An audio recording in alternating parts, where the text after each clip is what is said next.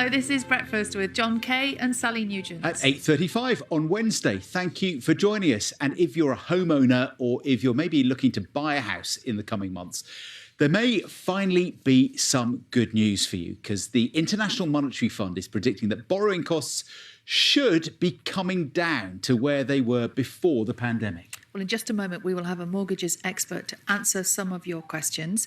But first, here's Nina with all of the details. Yeah, music to some people's ears this morning. Good morning. So it's the International Monetary Fund's job to keep an eye on all nations' economies and make predictions. Finally, some good news. They say interest rates, which have been swiftly going up, could start coming down.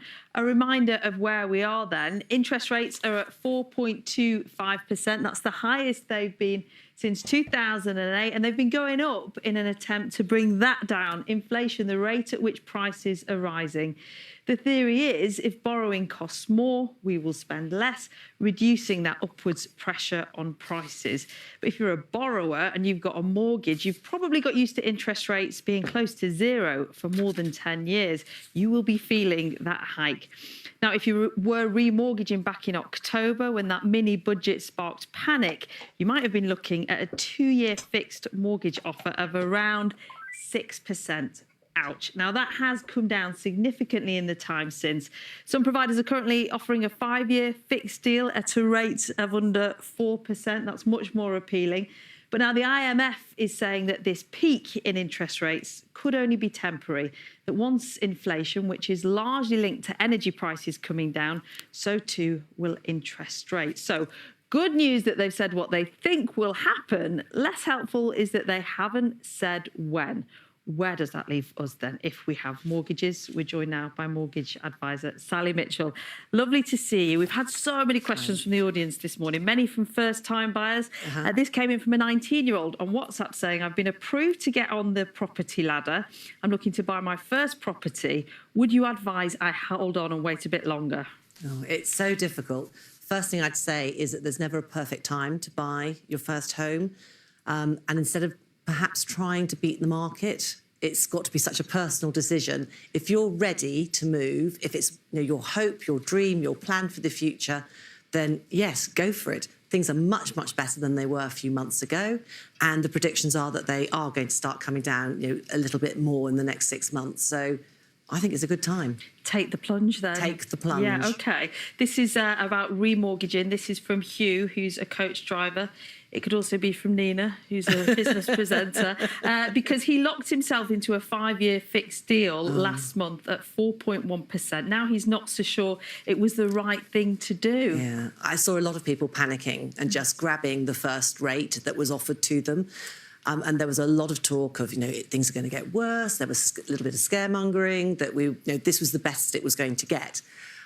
If you are having second thoughts, it's worth knowing that you can get yourself out of a fixed rate, but it will cost you. It's breaking a contract. It's something called early repayment charges, and they can be quite onerous, but it is possible.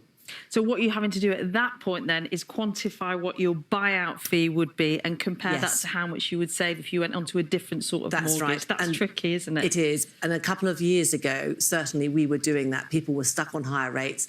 The COVID rates came in and people were saying, it's worth me getting out of what I'm in to pick up these 1.8, 1.9% rates. And just to be clear, that will depend on your mortgage, won't it? Absolutely. Catherine's got in touch. This is a really good one at the moment, actually. A couple of colleagues this morning mentioned that. I'm currently buying a house, deciding on a mortgage. I'm thinking of going with a tracker for 2 years rather than fixing. We can absorb a bit of increase and hopefully it will come down. Is it worth the risk? There are some really good tracker products out there on the market. They've not been popular in recent years, but we're seeing a lot more people become interested in them, and I'm actually suggesting them to some people. The great advantage with a tracker is that you can change your mind. You can normally change onto a different product, let's say a fix, when rates are better, and there are no early repayment charges. Take the hit, hold your breath and hope they come down. And similarly, this plays into that around interest-only mortgages. Somebody got in touch over WhatsApp to say, should I consider switching to interest-only as I move from a fixed-rate permanent mortgage of 1.59%?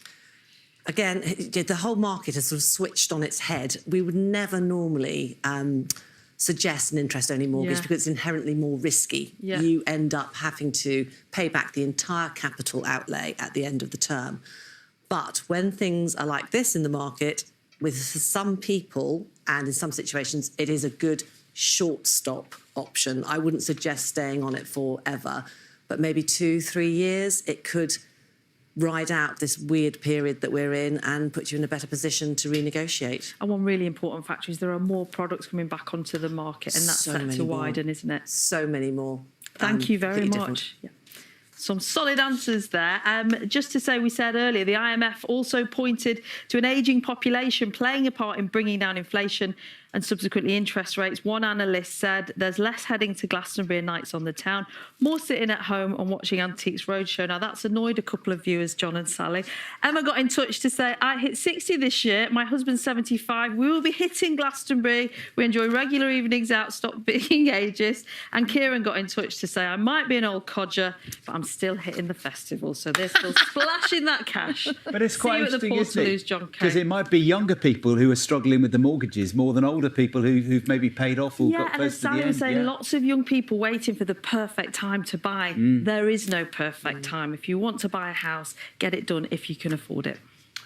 Nina, thank you. Let you get back.